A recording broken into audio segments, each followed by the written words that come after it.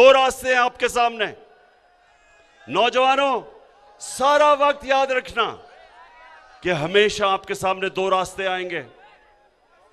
ये जो लोग हैं, अभी जो साले मोहम्मद ने बात की, इसके जमीर को खरीदने के लिए 20 या 25 करोड़ रुपए इसके सामने रखे गए।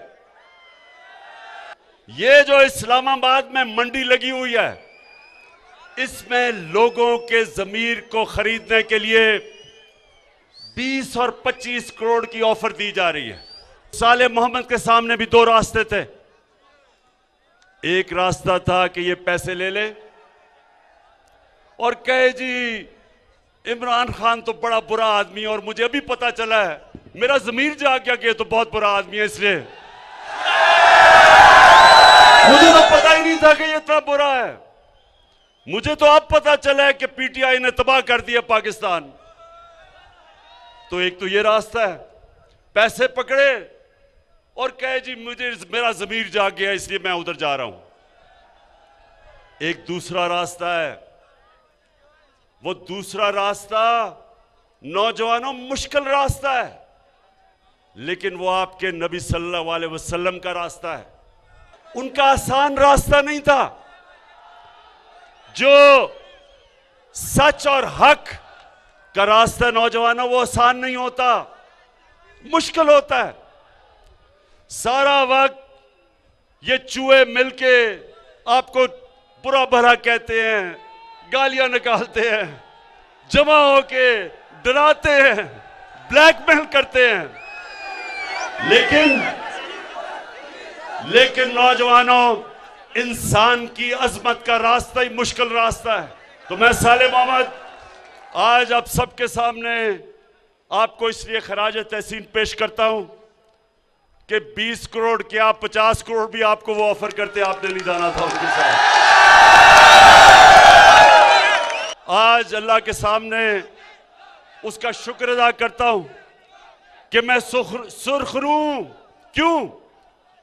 कि उसने मेरे से और मेरी गवर्नमेंट से वो काम लिया जो 50 साल से किसी से, कितनी हुकूमतें आई, 57 मुसलमान मुल्क हैं, लेकिन उसने पाकिस्तान और मेरे से वो काम लिया कि यूनाइटेड नेशंस के अंदर हमने जाके रेजोल्यूशन पास की कि जो इस्लाम के खिलाफ, जो हमारे नबी सल्लल्लाहु अलैहि वसल्लम की शान में गुस्ताखी करते थे, हमारी हुकूमत ने जाके यूएन में कहा है कि ये 15 मार्च हर साल इस्लामोफोबिया के खिलाफ सारी दुनिया में यूनाइटेड नेशंस दिन बनाएगी।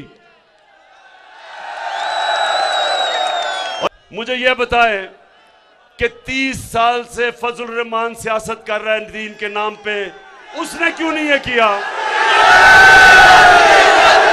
ये जो 3 स्टूजेस या 3 चूहे, ये जो मिलके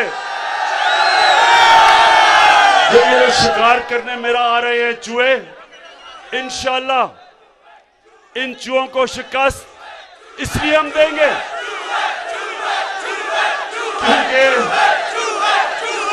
क्योंकि ये चाहते हैं क्या? ये एक चीज चाहते हैं कि किसी तरह इमरान इनके करप्शन के केसेस खत्म कर दे, इनको एनआरओ दे दे जो जनरल मुशर्रफ ने इनको एनआरओ दिया था।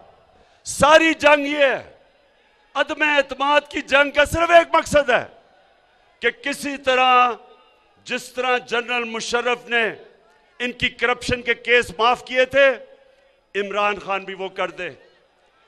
और जिस दिन, नौजवानों आप गवाह रहना, जिस दिन मैंने इनके करप्शन के केस माफ किए, मैं पाकिस्तान से सबसे बड़ी गद्दारी करूंगा। अल्लाह ने आपको किसी को यह इजाजत ही नहीं दी कि जब अच्छे और बुरे की जंग हो तो आप कहें जी मैं पीछे खड़ा हूं, मैं तो न्यूट्रल हूं, मैं तो किसी के साथ नहीं हूं। यह अल्लाह ने मुसलमान माशरे को इजाजत नहीं दी। यहां झूठ भी बोलो, एक दफा नहीं, 2 दफा नहीं, अदालत में झूठ बोलो, कतरी खत झूठ बोलो, कैलिब्री फॉन्ट झूठ बोलो, झूठ पे झूठ बोलो, लेकिन वो फिर भी लीडर बना हुआ लंदन में बैठ के। हाथ उठा के जरा मुझे बताओ मानसेरा के लोगों कि ये 3 चूहे जो करने चले हैं शिकार, ये कामयाब हो जाएंगे?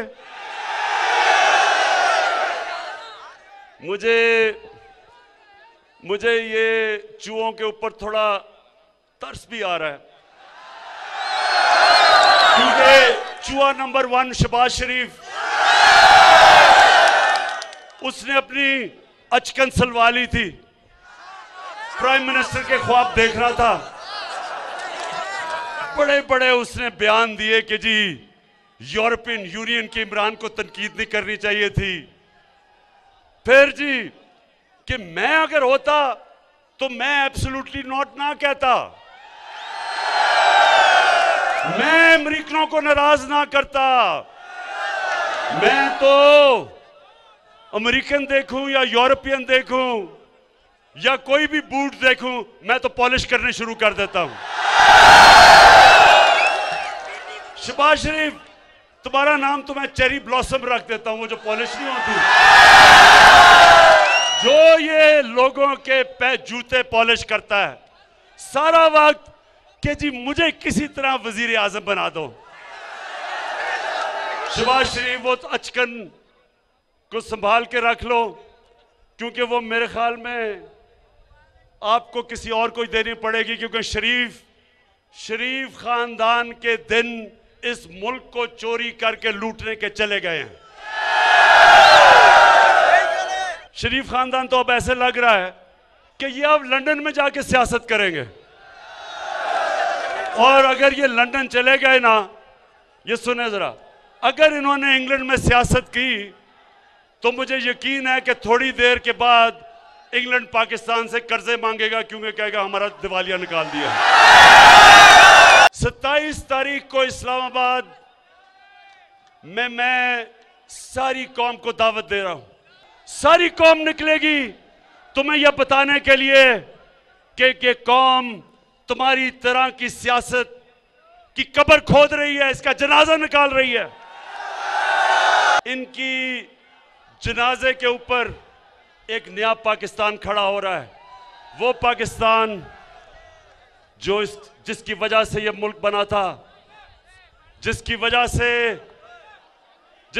से कायदे आज़म ने जद्दोजहद की थी, जो इल्लामा इकबाल की ख्वाब थी कि हमने एक मिसाल बनना है सारी मुसलमान दुनिया में, एक वो निज़ाम लेके आना है जो इंशाअल्लाह इस मुल्क को एक अजीम कौम बनाएगा। पाकिस्तान जिंदाबाद।